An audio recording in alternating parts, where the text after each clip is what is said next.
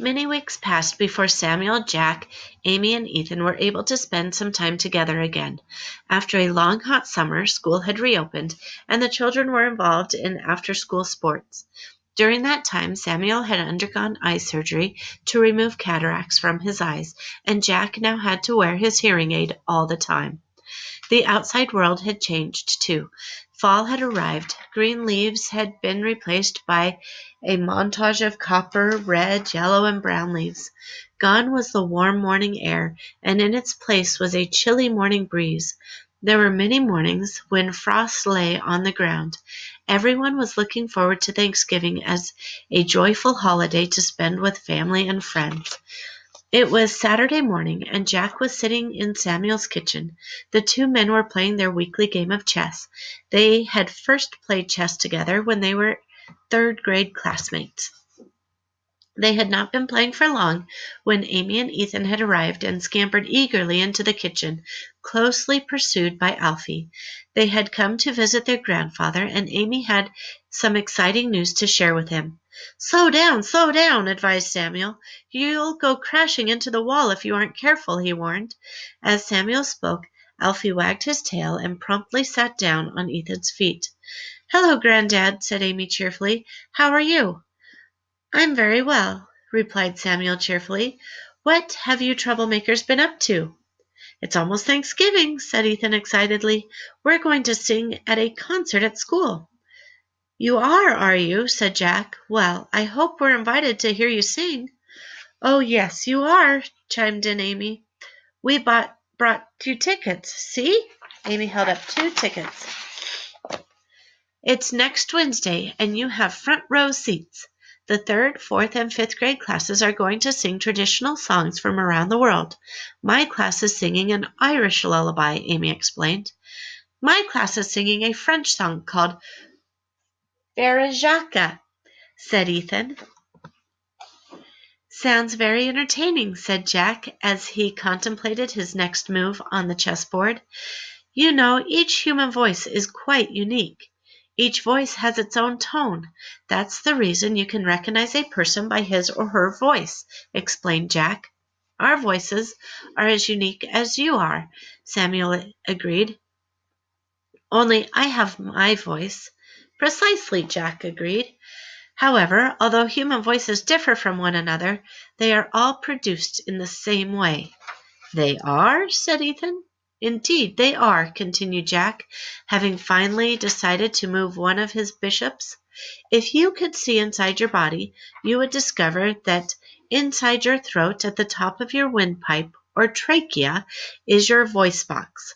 The voice box is also known as the larynx. Within your larynx are 2 bands of muscles called the vocal cords. These vocal cords enable humans to make a wide range of sounds. Neat, said Ethan. But how is the sound made? It's not as complicated as you might think, explained Jack. When you breathe in, your vocal cords relax so that air can reach your lungs. When you breathe out, a muscle called the diaphragm moves upward to force air out of your body. When you speak, air leaves your body too. Your lungs and diaphragm force air through the openings in your throat, past the vocal cords. This movement of air causes the vocal cords to vibrate, and so sound is produced. As your vocal cords tighten and relax, different sounds are produced. Check, announced Samuel. What? Yelled Jack. Don't tell me you're going to beat me again, Samuel Van Lumen. Jack stared furiously at the chessboard and tried to find a way out of his predicament. Come on, Alfie, said Jack. Let's go play ball. To the children, he said, I wasn't finished telling you about the power of the human voice. I'm coming too, announced Amy. And with that, the 2 children and Alfie ran out into Samuel's backyard. The children played with Alfie for quite a while. Then they stayed for lunch with Samuel and Jack. Finally, it was time for them to go home. See you on Wednesday at the concert, said Ethan. You will indeed, said Samuel. I'll continue my lesson then, threatened Jack. Before they knew it, Wednesday had arrived. It was a cool day, and rain had been forecast. Samuel and Jack arrived early and took their seats in the front of the school auditorium. 30 minutes later, the auditorium was full, and parents waited anxiously to see their children perform. Samuel's daughter Anna and her husband John had also arrived and were eager to hear Amy and Ethan sing. First up was Ethan's song, Frère Jacques, a traditional French song. Behind them was a large screen with an image of the Eiffel Tower displayed on it.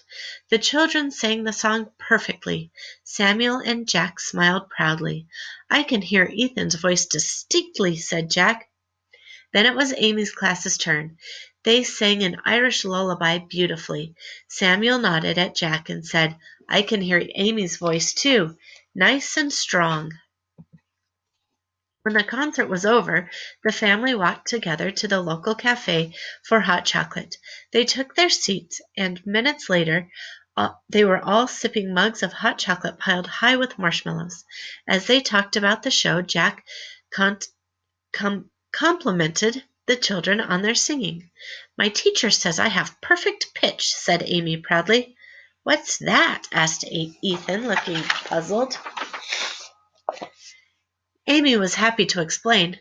"When my chorus teacher is ready for my class to sing, she likes us to start on the note of middle C. Instead of her playing it on the piano, I just sing it." "Wow," said Jack. "Did I tell you that the pitch of your voice is determined by the size of your larynx and vocal cords?" "No, you didn't," chimed in Ethan with marshmallow on his top lip. "That's why a young child's voice is generally higher in pitch than an adult's," explained Jack. "The larger your larynx and vocal cords, the louder and lower your voice is. The pitch of your voice is also determined by the tension of surrounding muscles. Trained singers learn how to control these muscles to produce variations in pitch and intensity."